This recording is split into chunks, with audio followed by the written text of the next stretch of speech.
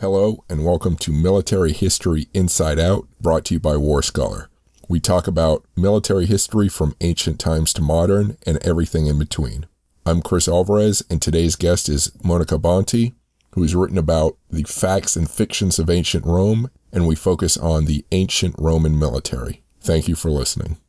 I'm speaking with Dr. Monica Bontty, author of Ancient Rome, Facts and Fictions, published by ABC Clio, March 2020. Thank you for speaking with me. Thank you for having me, Chris.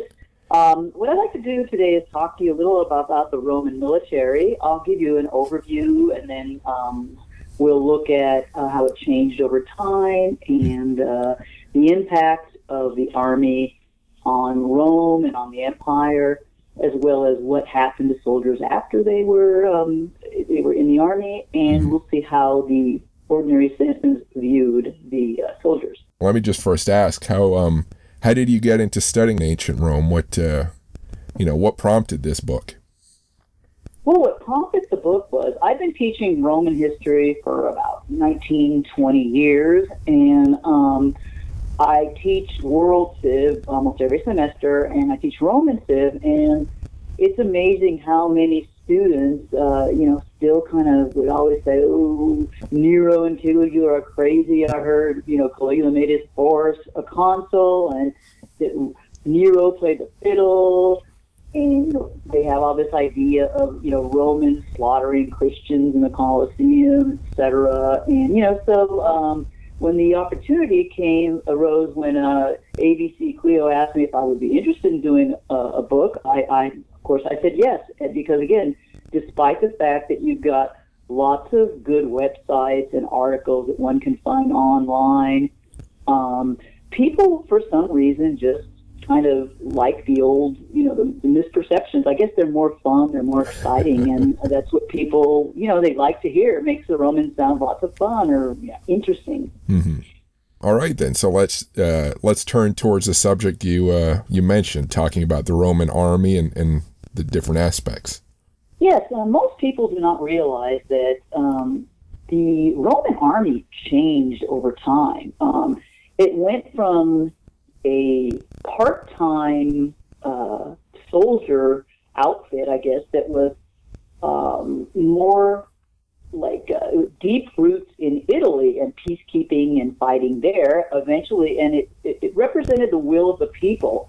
But later it was transformed to like a force that was primarily concerned with protecting the reputation of the emperor, and it was really kind of like one of the main arms of the emperor. And it also it played a very big role in expanding the empire, and again, over time, it also played a role in weakening and the end of the empire.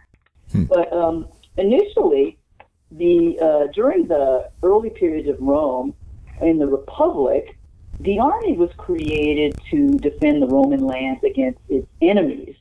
And again, and the Romans, like many modern countries, say that they only attack to defend against invasions. The key to their success was not that they were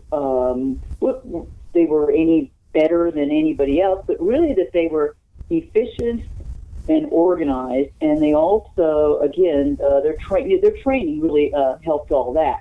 It went from, like I said, like this volunteer force where you would fight for just, for a campaign, and then afterwards you'd go back and do your farm, because the Romans considered themselves citizen soldiers, and the Romans also thought that if the Romans had something to go back to, that is their farms, they would fight for Rome. Now, of course, only people that held land were allowed to be in the army initially, and they paid for their own armor. Poorer people who were in the army might use slingshots or the like. And again, it was just a temporary thing. And the verb in Latin, legio, it's levy. Like they would raise up troops for a specific battle, and not, again, for any length of time. Now, of course, the elite were in the cavalry, and again, others were, the foot soldiers that were fighting. And initially, they fought in the form of a phalanx, which was very similar to how the Greeks fought. And the good thing about the phalanx, it made you almost invincible from the front. And imagine you have this front line of soldiers and people behind them, and they had their weapons sticking out along, and then they have their shields, and they would kind of go, and they could really kind of roll over the enemy. Mm-hmm. However, it did have its limitations. Like if you had rough terrain, that would disrupt it, and it was slow, and also you could be attacked from the flanks, because it was kind of so rigid. And after a number of very costly defeats, including being sacked by the Gauls, the Romans changed their fighting style to adapt to the warfare. And again, that's one of the secrets of the Roman army. It's discipline and its ability to adapt. And what came up with Nick was a maniple system, manipular. Maniple means handful, and this was made up of smaller standalone units, and they could fight in isolation, whereas, again, the phalanx was just kind of all tightly knit together. Mm-hmm. And another problem was, with wearing so much armor, the men in the front would get tired, and they couldn't fight any longer. And now, you'd have fatigue.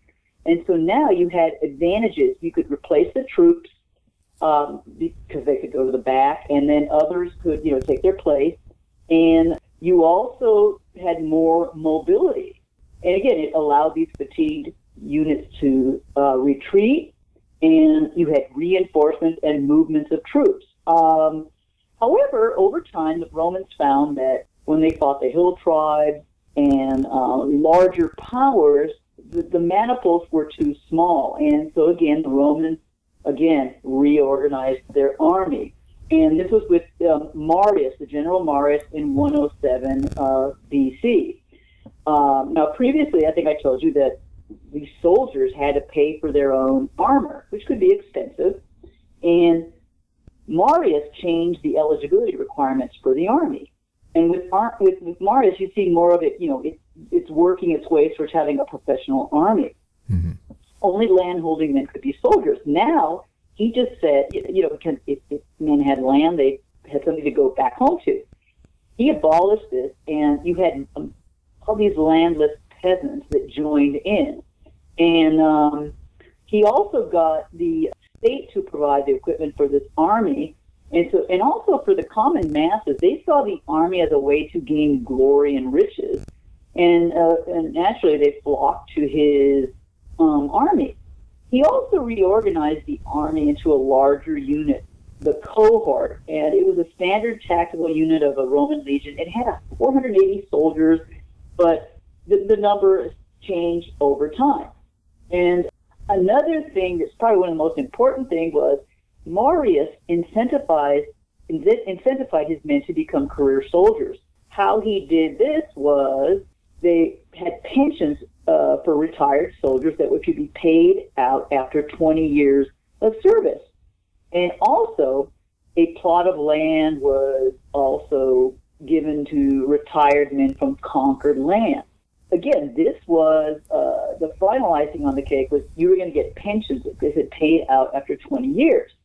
And so this was a really, really good thing. And as time went on, too, you also had, when the army was responsible for lots of conquests, and what happened is they brought in other soldiers, so you had auxiliaries as well. Mm-hmm. There was one negative thing involved with Marius's reforms. On the one hand, it allowed Rome to expand into a vast empire, but also, in a way, it brought about the beginning of the end of the Republic. Because now you had an emphasis on career soldiers that were paid directly by their commanding general. And subsequently, the army's loyalty shifted from the state itself to that of its generals. And again, before this, soldiers were recruited for a campaign, and then they were disbanded. And these soldiers would now remain in the army 15 to 20 years.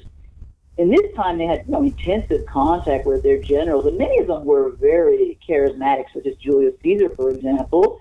And this would, result in just great loyalty. And starting with Julius Caesar, you also had he used his armies as a tool to gain political power. And again, Roman legions became the personal armies of the generals that led them. And what happened was Rome suffered under a series of civil wars, and it resulted in the end of the Roman Empire and the establishment of Julius Caesar as a dictator. I'm speaking with Monica Bontty, author of Ancient Rome, Facts and Fictions. You can find more information about her work on her academic webpage at the University of Louisiana-Monroe. Please rate this podcast on whatever podcast feed you're listening to it on. Your ratings go a long way in increasing the listenership of this podcast. Please sign up for my newsletter at warscholar.org or militaryhistorypodcast.com. Please post your comments about this podcast or the episode on Facebook at Warscholar or on YouTube at Warscholar1945. You can contact me directly on Twitter at Warscholar or on Instagram at Chris Alvarez Warscholar. If you like science fiction, fantasy, and horror, please listen to my podcast, Full Contact Nerd, also located at chrisalvarez.com or fullcontactnerd.com. If you like outer space, business, technology, and policy, please listen to my podcast, Spacewalks Money Talks, also located at spacewalksmoneytalks.com. Your support is greatly appreciated. Now back to the podcast. And after his death on the Ides of March, 44 BC, Octavian, along with Mark Antony and Marcus Lepidus, also got into another civil war with the Caesar's murderers again, and then they ended up disbanding, and Antony made an alliance with Cleopatra, and then Augustus came along, and he was victorious, and he was able to unite the fragmented legions, to kind of coalesce around him, because he adopted Julius Caesar's name, and he inherited his money, and he was able to get all of these troops. And it is under Augustus that you have the army that really became, devoted to him. Mm-hmm. And what he did is he disbanded some of the legions. He decreased them because he didn't want to, same thing happened to him. What he did, mm-hmm. And he also set up a military treasury in the year 6. And Suetonius says the purpose of that was what do we do with these veterans after, they're in the military? And it was to prevent uprisings and the like, and also a way of giving them service. And under Augustus, I think the state was paying something like 58% of its money was going towards military, but if you count the pensions, it was something like 71%. With Augustus, you also see now, with the expansion into other territories, you see that the troops were now, settled all over Rome, and the good thing about that was it was beneficial. It had impacts, both good and bad, and the bad impact obviously is for the natives. They lost their freedom. However, the Romans were not ones to go in there and just kill people for no reason. They would have said, "Look, we want to welcome you into the Roman way of life," and they really thought that this would change people, and it did change. And subsequently, you had military camps eventually became cities, and because you had a large population of soldiers, plus additional people, the hangers-on. You had, although soldiers were not allowed to marry, they would generally take up a wife, a local woman, a consort, and they have children, and obviously they could, again, they could keep people safe and, keep the town safe. And it was also really the backbone of Roman power. You really had the Romans were allowed to conquer so many of these different tribes and peoples, because of their military. They did have military superiority, but also the army helped to help the economy and get Rome politically strong. Because with the roads and all the other things that resulted from the conquest. Because once you won the war, how are you going to keep the peace? Mm-hmm. And the Romans would build towns.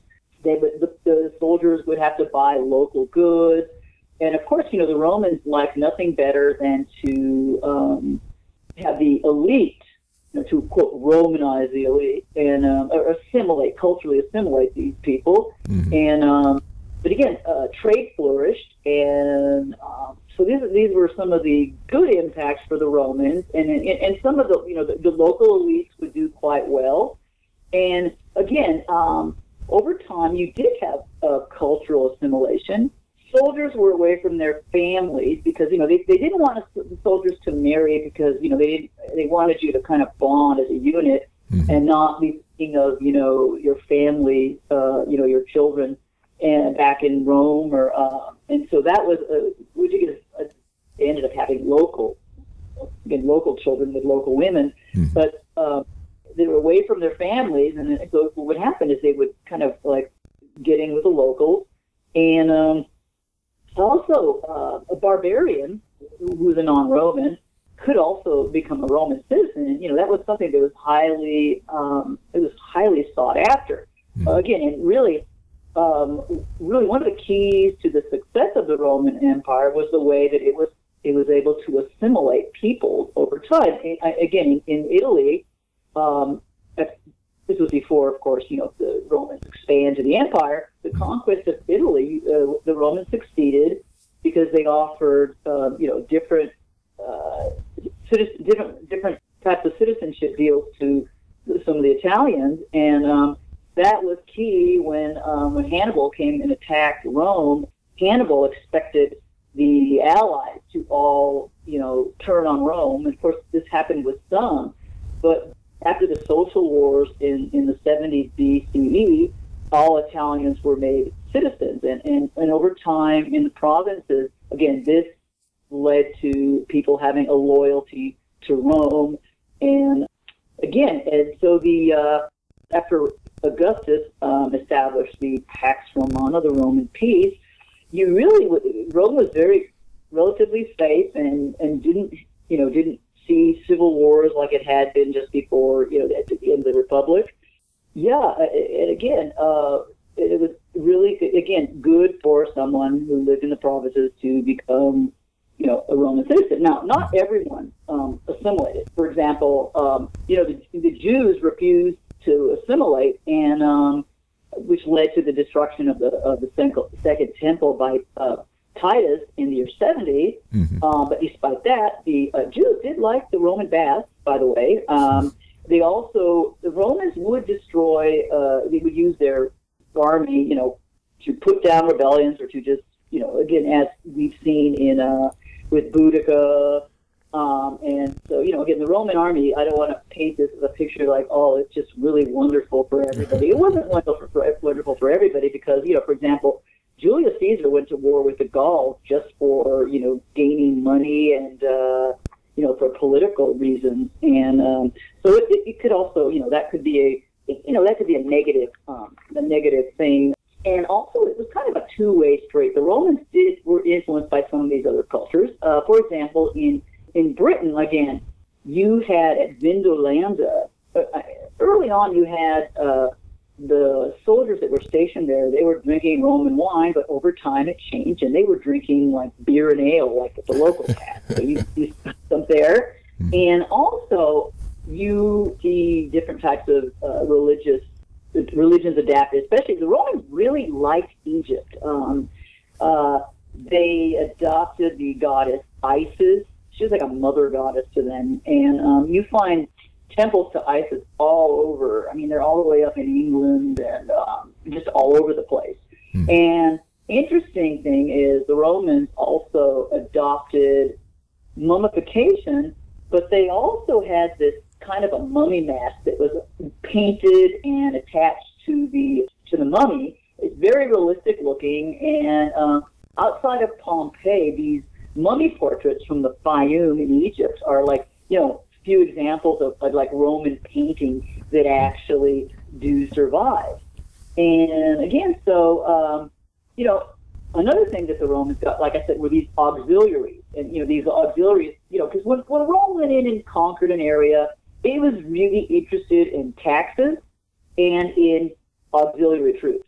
And again, that was their success in Italy. They had, they assimilated people into their ways. Of course, this doesn't mean that, spreading Roman culture was all what they wanted to do. It did help consolidate their power, but they needed people to serve in the armies. And after the first century, more and more of these people were auxiliaries.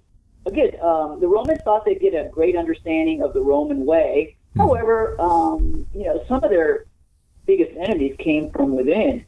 Arminius, for example, at the Teutoburg Forest, he was a Roman citizen, and he was made a knight. You also had Jugurtha in North Africa, and some would even talk about Spartacus as being, a rebel, and they learned as being an auxiliary, and then they would use it to their own for their own purposes. But of course, these were not successful. Another reason for being auxiliary is citizenship, but you also got, you got a retirement. You got a nice pension and retirement. And after the first century, it was not so much, they weren't getting land so much because some of the veterans were complaining about the land. And you also had, they were not the quality of the land. And then you had also had during the time of the proscriptions, this is the period at the end of the Republic with the Civil Wars, where, like, say, Augustus, who people say, oh, he was just this wonderful, wonderful emperor. You would think he was just, what a great person. But when he was in the triumvirate with Lepidus and Mark Antony, what they would do is, and this started all way earlier, they would do something which is called a proscription, which means your political enemies would be taken, the name would be made an enemy of the state, and subsequently, you could be killed. Someone saw you could be killed, and then they would confiscate your property. And a lot of they did this to give land to their veterans. And Augustus was responsible for the death of, I think, a couple thousand people. So he was no better, no worse than probably others. But again, after time, they just gave them money, and like I said, that pension was really interesting. You also had mandatory savings for, like, your burial. When you retired, you got like 12 or 13 years salary, and at the time of Augustus, then it was kind of fixed. In the very, very early Republic, I think you could serve up to 16 years, but they wanted you to learn to do like 6 years. I may be mistaken on that, but later on you have a fixed period of 20 years for citizens, whereas the auxiliary had to serve 25 years, and it goes, their deal was not as good as, the regular army.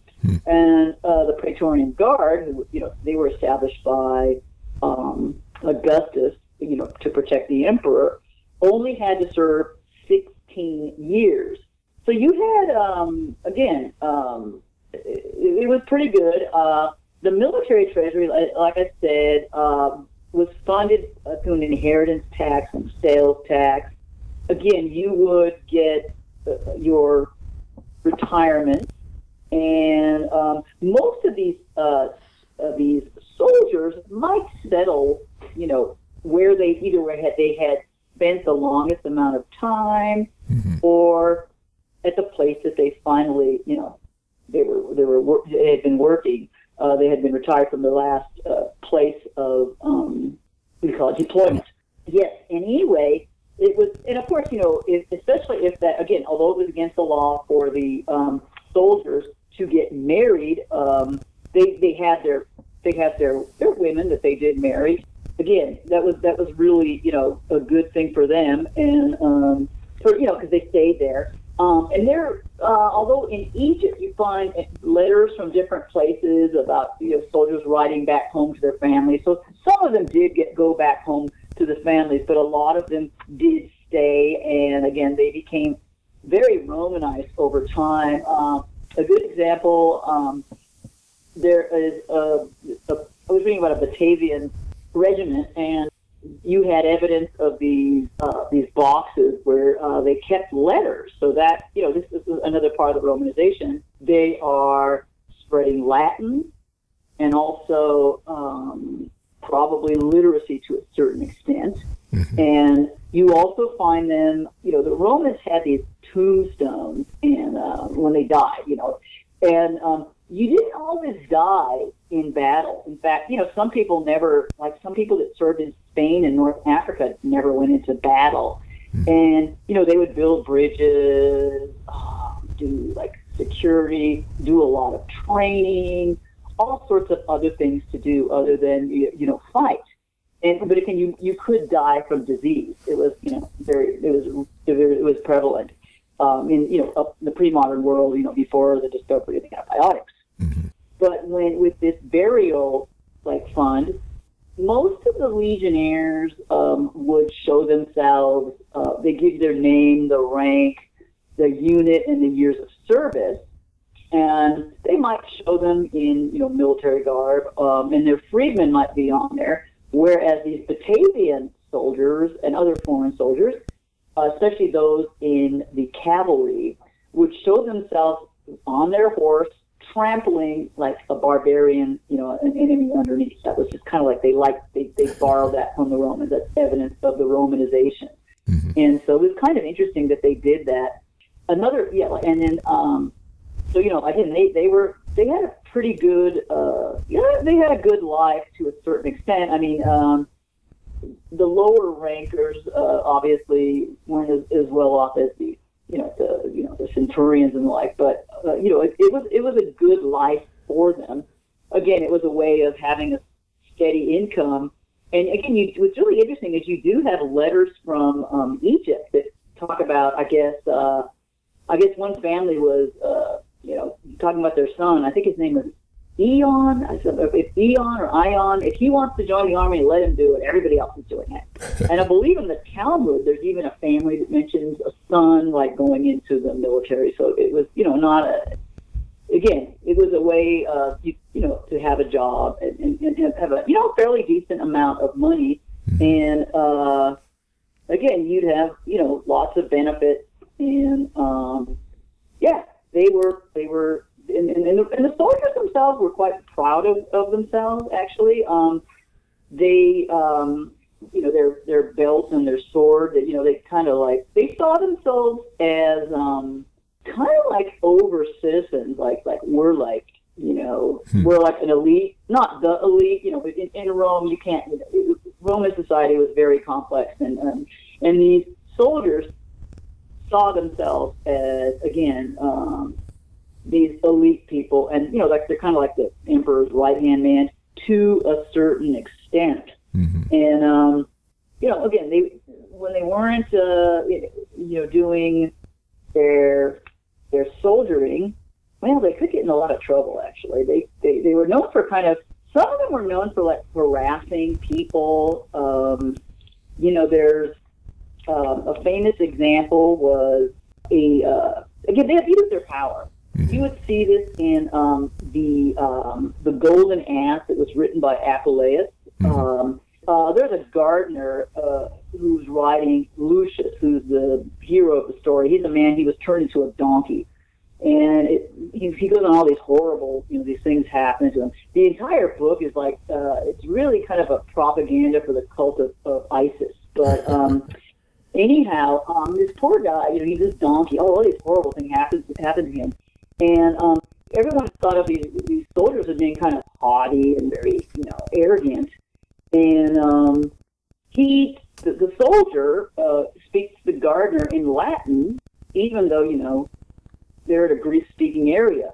Oh, I see. Mm-hmm. And then he wants to take the donkey, and he commandeers the donkey and says, it's going to take my luggage. And this gardener goes oh, no, you're not going to, He tries to, stop him, and first he's trying to be really nice to the guy, and then he's finally like begging, please give me my donkey back, and then the soldier's like, huh. What he does is he beats the guy nearly to death, and then the soldier and soldier friends, they get the magistrates to kind of like rule against them. They would intimidate officials is what they would do. Mm-hmm. And so they were arrogant, and they got, and of course soldiers had their own trials. They had, courts. Hmm. And I believe one of the satirists talked about the soldiers as the benefit of being a soldier. Like, for example, if you were a civilian wanted to charge a soldier, that person had to follow him to the, wherever he was going, because a soldier can't be tried in absentia. Huh. He can't be called from distance. And so, and you couldn't be sued if you were away on military business. And if you were charged with a crime, you were also exempt from being fed to the beasts or being clubbed to death. And some, like I said, some would think of the army as a way to kind of like evade legal problems. And you also had a jurist from the 3rd century complaining about this. And so it was pretty rough. I'm speaking with Monica Bontty, author of Ancient Rome, Facts and Fictions. You can find more information about her work on her academic webpage at the University of Louisiana-Monroe. Please rate this podcast on whatever podcast feed you're listening to it on. Your ratings go a long way in increasing the listenership of this podcast. Please sign up for my newsletter at warscholar.org or militaryhistorypodcast.com. Please post your comments about this podcast or the episode on Facebook at Warscholar or on YouTube at Warscholar1945. You can contact me directly on Twitter at Warscholar or on Instagram at Chris Alvarez Warscholar.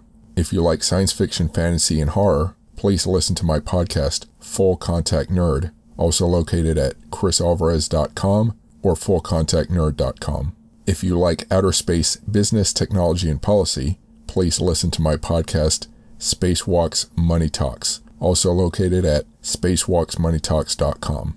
Your support is greatly appreciated. Now back to the podcast. And soldiers talk about, they had some really terrible centurions that were over them. One of them was awful. He was terrible to his soldiers.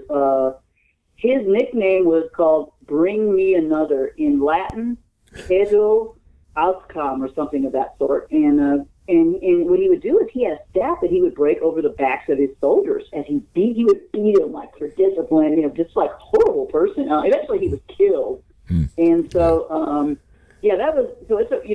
that's really pretty awful. And just stepping back to their forms of Marius, when it went from, I guess that's the period 107 BC. Yeah, right. You said that it went sort of from the land owning aristocrats paying for their own armor to the state supporting an army. Where did all that money suddenly come from for the state to have its own larger army? Well, again, they would, these proscriptions helped a lot. These generals could raise money that way. That's what they would do, is they would, they'd get their political enemies, and that's where they would get the money, and also to pay for the soldiers. And again, it was a really a horrible period. Again, I think that's why, when Augustus when he ended it all and became, the single ruler, one man rule, it wasn't that he was so awesome or whatever. These people were just so tired of the just years of civil war from Sulla and Marius all the way down. It was just, you read instances where slaves would take the place of their masters, and of course, the great orator Cicero was killed by Mark Antony, and it was a really bloody, awful period. So this transition then was not gradual; it was a pretty abrupt change. Yeah, he just kind of did this because what happened was you had the requirement of holding land to be in the military. Well, that all changed during the Punic Wars, because Rome went from, again, like some battles, you could just you'd be home for dinner. You go off and come home for dinner. And but now you had, they were fighting all over Italy and overseas. And the Punic War, they had to raise massive amounts of soldiers, and, lots and lots of people were killed. And what happened is that Rome acquired so much land, and, what happened was these and people were killed, and the farms were burned by Hannibal when he went through on his rampage through Italy, because he assumed that all of the allies would rise up and, help him. Some did, but, most did not. And it was a real scary time for Rome. And they say that, I mean, even today in Italian, they would say something like the kids, like the boogeyman or whatever. They would, back then, they would say, Hannibal at portas, Hannibal at the gates. And you still have something similar to say like that in Latin. But anyway, so there was all this devastation, all these farms were destroyed. And what happened is, after this happened, the wars of conquest in Greece and in Eastern Mediterranean, as well as Carthage, really transformed Roman society. The acquisition, it just, you had a provincial administration and the like. And of course you had the good things like the Greek literature coming, but for what you have the development of the Roman mob. And what happened were these people they all fought to Rome. They didn't own land. They could not serve in the military. So it was a big problem for the Roman state. And so Marius kind of solved that problem by, hey, look, I'll arrange for the state to pay for your armor. You follow me. And, they would get wealthy. A lot of them did very well and got wealthy. In fact, I think it's when Vitellius was, in the year of the four emperors, Vitellius, his army went through northern Italy, and they pretty much, they took all one of the generals became very, very wealthy because of that. So, and again, you had these people that would follow. Again, the big thing was Rome needed to raise an army, so it sort of solved that problem, but it created another one. These people are going to be more loyal to the general. Now, the establishment of a military treasury helped a little bit. It did help. And, so you had it in the land and that sort. But then later on in the 3rd century, you had Alexander Severus was murdered by Maximius Thrax. And then you had a period called the Barracks Emperors between 235 and 284. And you had just a bunch of generals that were being chosen by their military. And also you had these soldiers began, they expected a gift of gratitude for some favors they might have done. They would expect this. In the 2nd and 3rd century, this bribery was really crucial for any emperor, any successful ruler. You had to kind of pay people up. I believe Septimius Severus said something like ignore everyone else, make sure you keep the army, paid. And that's also why Domitian was so popular, because he raised the pay for the military, and it was really bad. And at one point, you even had the Praetorian Guard auctioning off the imperial office, and the winner of that didn't last. So I mean, can you imagine our presidency? Let's play the lottery and see who gets to it's kind of like that. And it was really very terrible, because now you had the army, the military, again, especially the Praetorian Guard. Like I said, Augustus gave them. He left them a lot of money in his will. And, a lot of times, when Caesar died, he would leave money for people. But by, the time of Augustus' successor, Tiberius, the gifts of money were considered mandatory. And when Tiberius went off to Capri to kind of get away from Rome, poor, tormented soul, and he was doing some awful things up in Capri, but he left his Sejanus in charge of the Praetorian Guard, and Sejanus had his plan to take things over.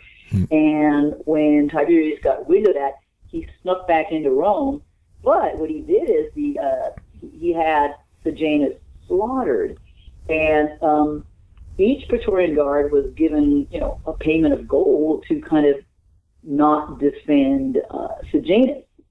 And again, essentially the military would pick emperors. I mean, they picked Claudius, and and later on, it was just like I said, I think the guy that auctioned his name was Didius Julianus, so that was in the year 193. Mm-hmm. And so that would just be, that was pretty dangerous.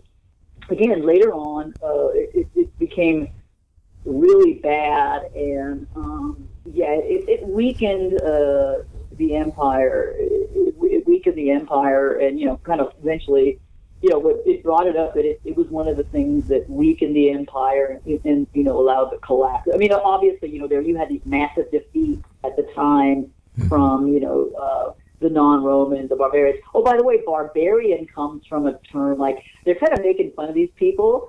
I think it's from, like, ba, like the sheep, they're making fun of, like, ba. They would make fun of, people, how they spoke. So, again, that was, again, a really, a kind of a negative. The army has good and bad. And, again, it also depended on what side you're on, because, like I said, if I were, like what Julius Caesar did to the Gauls was just, it was really like a genocide. It's considered genocide. So, the Roman army could be really cruel. It was effective, but, again, it helped raise Rome up and hold the empire together. But in certain respects, it also had negative impacts, such as, again, like I said, arrogant soldiers, looting, harassing people, and, just kind of looking out for its own interests.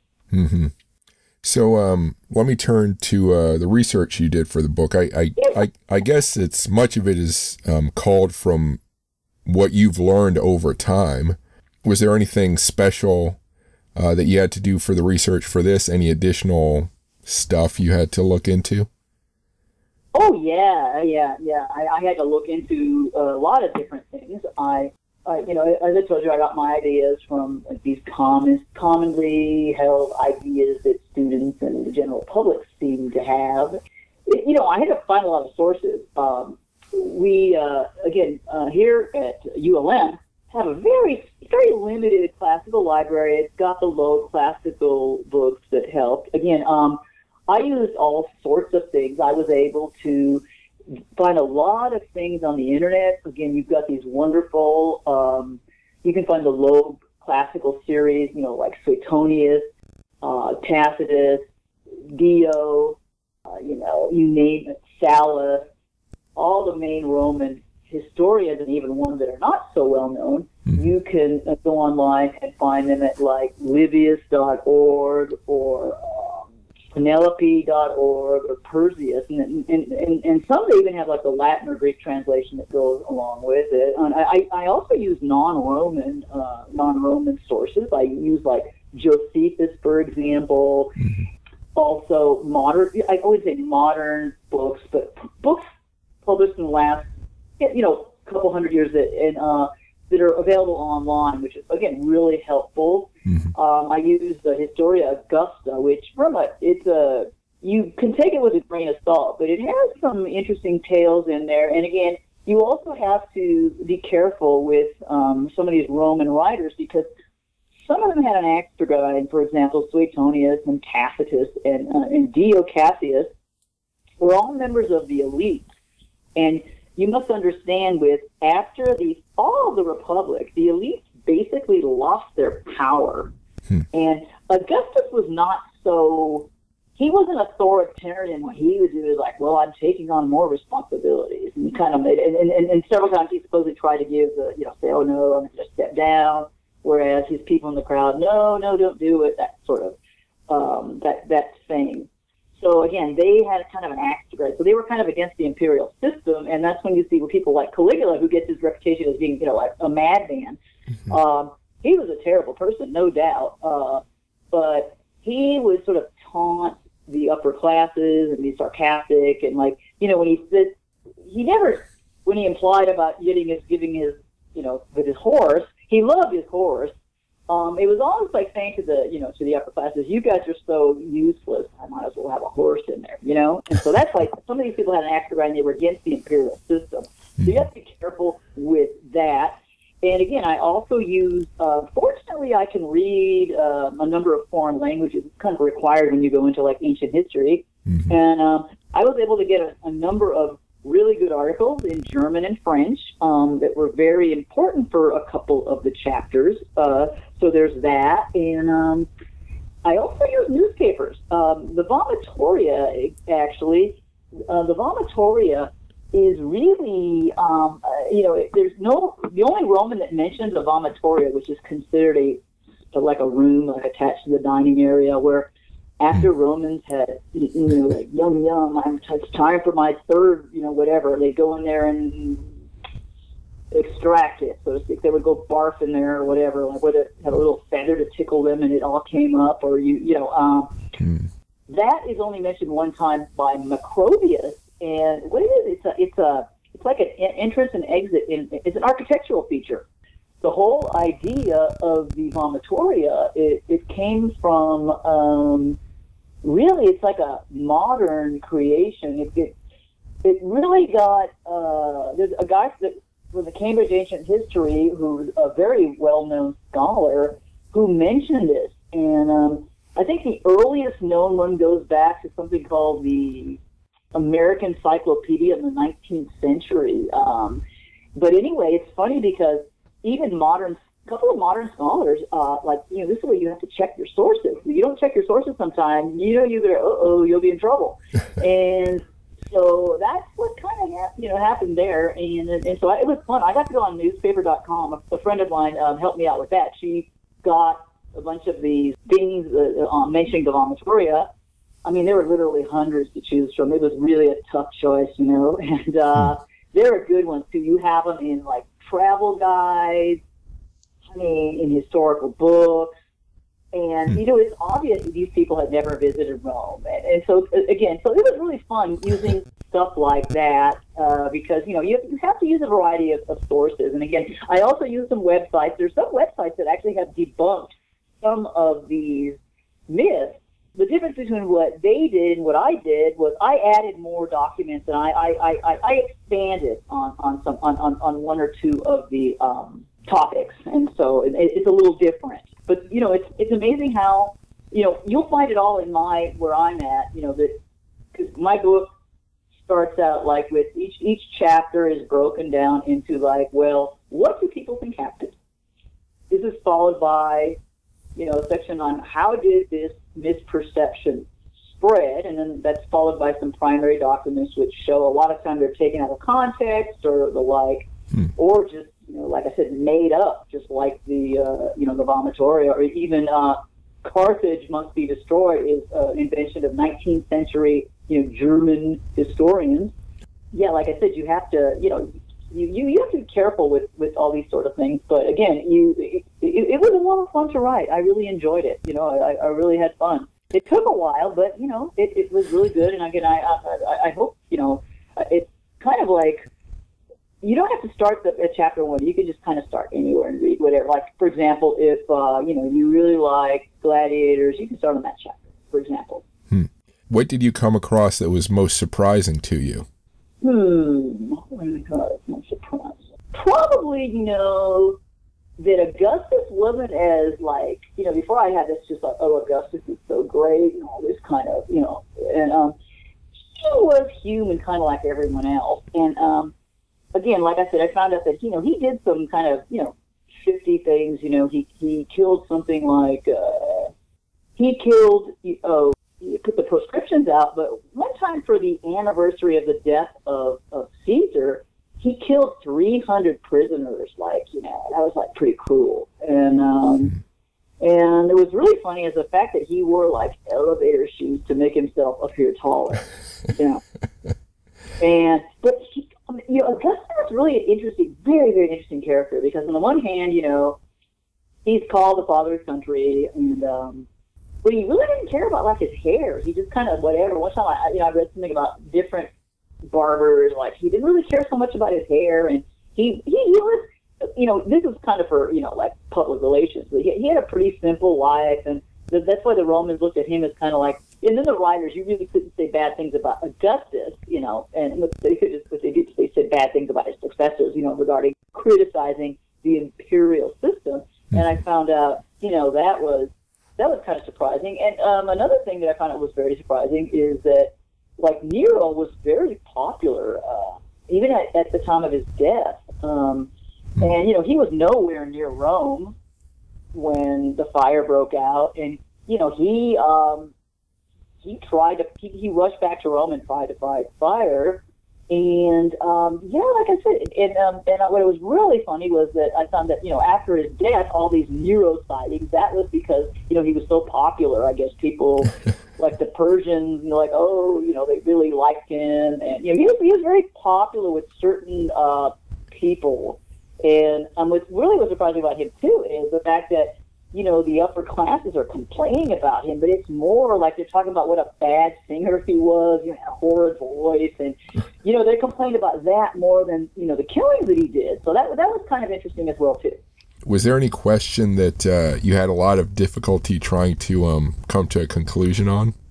Probably when I was doing the hygiene, you know, I kind of got, you know, how do I end this thing? And, you know, because it was pretty, the Romans had a fabulous, you know, because I had all this, oh my God, I combined, you know, toilets, aqueducts, fountains, everything in there. It was like, oh my God, I have all this stuff here. So like, how did I kind of end that? And what I did is I just kind of, you know, like said, well, you know, the Romans everyone believes they were really hygienic. And it says, well, they had this great system that wasn't duplicated until like the 19th century in London and Paris. But my conclusion is it isn't the same standards as the modern world. You know, I mean, I had just a bunch of information on that. That one took me a long time to do. You know, so it was really very, very interesting when you think about, you know. But again, you read about other earlier civilizations that had showers and toilets, but it was not as like the Romans. It was very, very, you know, very lavish, and the whole idea of this bathing and you know, that kind of stuff. You know, that almost anybody could go to the bath. You know, and you know, public toilets. I don't know if you knew this, but, you know, Vespasian, he put a tax on toilets, and his son Titus was like, really, like, oh, really, Dad, you know? Oh, you know, urine, you know, whatever, because, you know, they used urine to clean the togas. And what happened was he threw, like, a coin at his son. He said, smell it. He goes, smell it. He goes, money doesn't stink. And that's where, you know, pecunia non olet. And it's interesting because in France, they had the public toilets were called Vespasiennes, and I think they even have some in Romania. And these were public pay toilets, and it's like a memory, you know, when Vespasian put his tax on a toilet. So, you know, that's kind of a fun little object of. You have little tidbits here and there. It's really kind of interesting, and it's nice. The Romans are good because it's a good way of teaching of keeping world students engaged. Now, by the time you're teaching, you know, upper level courses, you don't have to worry about that. But some of the undergraduates, you know, we teach these large sections. When you start talking about, you know, these different topics, it really does engage them. And I think, again, that's probably why Rome has always been so fascinating for the general public. And, you know, you also have our founding fathers who, you know, we're a republic, and res publica, by the way, means public affairs, roughly, that's translation. Have you ever seen that statue of George Washington in a toga? It's in D.C. Oh, yeah. Yeah, I'm familiar with that. Yeah. So, yeah, there's all that, you know, and, you know, the Capitol Hill, Capitol on Hill, and that kind of stuff. So, you know, that's why Rome continues and will always continue to fascinate everybody, because, again, it's a very fascinating civilization, and, you know, it accomplished so much, and at the time, you know, had the largest empire known to mankind. Mm-hmm.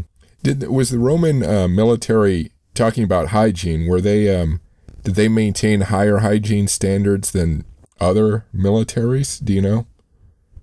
You know, they would have, like, they would, you know, where they were at, a lot of times you would have, like, the bath. I guess they would have to be, you know, they had doctors and the like, and even, like, gladiators. All, you know, they were kept in, you know, because in a way gladiators are kind of like soldiers, because, you know, you give up your freedom, you know, and the ones that volunteered for it, you give up your freedom, and, you know, you had access to that. But were you cleaner than other people? Ooh, it's hard to say, you know. I guess you could say for the time they were, the Romans were, you know, pretty good, but you know, they didn't, they still got sick. I mean, even our word malaria comes from Latin bad air, and even the Romans knew that you had bad air, and that's why they would leave the city a lot of time too. They knew something like that caused. They didn't know exactly what it was. It's bad air. They didn't know it was like mosquitoes.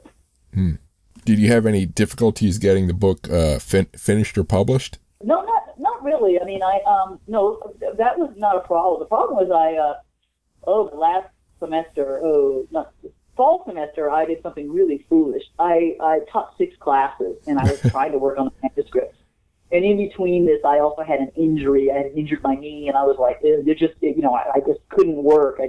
But no, I didn't really have difficulty because, again, I also have to thank our interlibrary, or ILL, or interlibrary loans librarian at ULM. She got me a lot of the sources. And no, from the time I turned it in, I had to do the changes that they wanted. I was done in probably late December, and everything came out. I think it was supposed to come initially at the end of February, but it was just a little bit longer. I think that's normal with most most things come out sometimes a little bit, but a few weeks doesn't make a difference. But no, I would not say that. No, it was a really, very smooth process, and ABC Clio is great. They help you all the way through it, and they give you support and the like. So it's a very pleasant company to work for. Do you have any current writing projects you're working on? I'm working on something that when I went to UCLA, I took a bunch of dead languages. In fact, and I'm working on something. I learned ancient Egyptian as a living language, sort of. My professor was really interesting. He was kind of a trendsetter, I guess. He would anyway. I have the tapes. I have his tapes, and I have the my notebook, and I want to put that together, kind of for him. That and try to put it online. And again, that's just something I've wanted to finish for a while, and I let this interrupt because this was probably more important. But there's that, and I'm also looking at some, local antiquities and in the area, in the state that, I like to, do that. And, that's kind of, I mean, if this went over well, I wouldn't mind doing another volume. It'd be great. But, it depends on, how things turn out. Right. Can people find you online? Do you have a web page, social media, or anything? You know what? You can find me at ulm.edu. If you want, I can give my, I guess I'll give you my address. It's BONTTY at ulm.edu. Now, I'm not in the office now because of, the COVID-19. We're doing things remotely. And so calling me there is not going to work. So the best way to get in touch with me is really via email. I wouldn't, my phone is really kind of more or less just kind of it's a track phone, and I use it for, and plus the fact the battery's dying all the time, it's not very reliable. Anyway, so probably email would be a good way of getting in touch with me, because I usually respond within a day or two. Mostly a day. I have to check it every day. I just started summer school now, so I'm, I'm around. Okay. That's all the questions I have. Do you have any final thoughts or words? You know what? Despite the fact, I was talking about how, there's all these, misperceptions and falsehoods about Rome going around. And, a lot of it is just kind of perpetuated by the internet to a certain extent. It's like Hollywood movies, Rome. The series Rome, for example, there's this great scene where Augustus' sister is, smoking hemp and getting high. That didn't happen. And a lot of the stuff, there's silly stuff, and I still love to watch the history of the history of the world part 1, the Roman Empire. I mean, it's just dumb, and it's fun. I think that Hollywood, if it weren't for these Hollywood productions, Indiana Jones, for example, has nothing to do with Rome, but it makes people interested in archaeology. So I think that just because you have, popular culture, that kind of gets these things out. It makes people watch them. It's a good way to get people interested in Roman history and history in general. So I don't, again, that's really what I would say. I don't want to be this snooty person oh God, Hollywood or whatever. I mean, I grew up in LA, so not that I'm in Hollywood, but my brother-in-law worked as there, and I have nothing against that. I think it's a great medium for people. It's great. It's very entertaining. And they don't make these movies to be historically accurate. They make it to make money. And, they might have, just because you have a historical character in a movie doesn't mean it's true.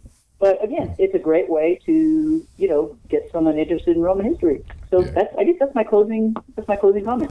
Cool. Well, thank you for speaking with me. Okay, thank you very much. It's been a pleasure.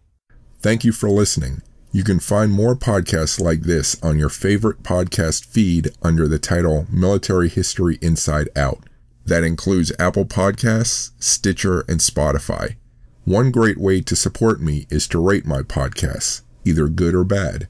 You can find more great military history information at warscholar.org, on YouTube at Warscholar 1945, on Facebook at Warscholar, on Instagram at Chris Alvarez Warscholar, and on Twitter at Warscholar. Please support me by following me on those sites and liking my videos. If you like to read, don't forget to sign up for my weekly newsletter where I recommend newly published books. The subscription box is on my webpage. Thank you.